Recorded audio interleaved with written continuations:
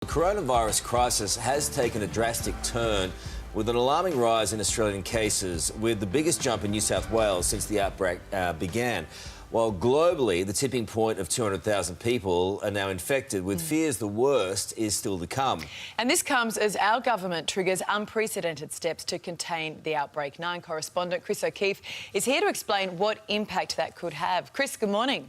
Good morning, Ali. Well, this is a lot of people around Australia are saying, is this a massive overreaction? What does this social distancing mean? And why can't I go to the footy? Well, this is the reason why. This is what happens when there is no social distancing at all. So each of these little dots here are people. And as you can see, with no social distancing and everyone just going about their lives, the infection rate increases dramatically. Now, this is exactly what the government doesn't want, and we've seen this in places like Italy.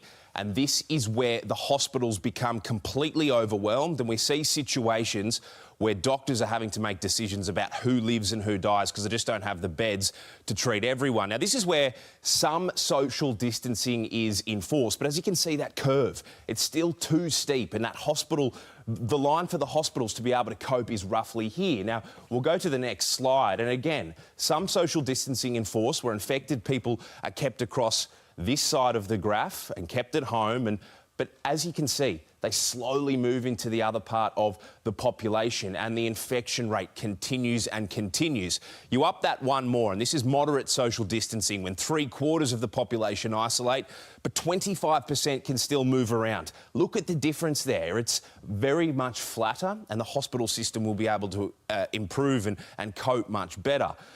Extensive social distancing. Now, we'll go from this slide to the next one because this is very, very important. This is what happened in China, where essentially everything was locked down. They were welding people inside their apartment blocks, and it is a very slow, constant curve, and you can see that it's just a slow change over time, and that means there's still going to be a lot of people infected. However, hospital system will be able to cope. The spread of the coronavirus will be much slower, and realistically, while it'll take longer to finally kick it, it's much better for all of us.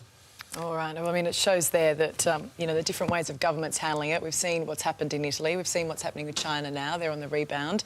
And we're there in the middle, aren't we? Yeah, somewhere in the middle. And I think it's so interesting, Chris, that you raised those points about, I mean, this is what we're banging on about. Do we take it to that degree where we're much more isolated than we are right now? As you see, that you can see there that it has that dramatic impact on the number and the spread of the virus of those who have it. But then there are all sorts of other ramifications, economically, jobs, things like that. So, yeah, fascinating. Well,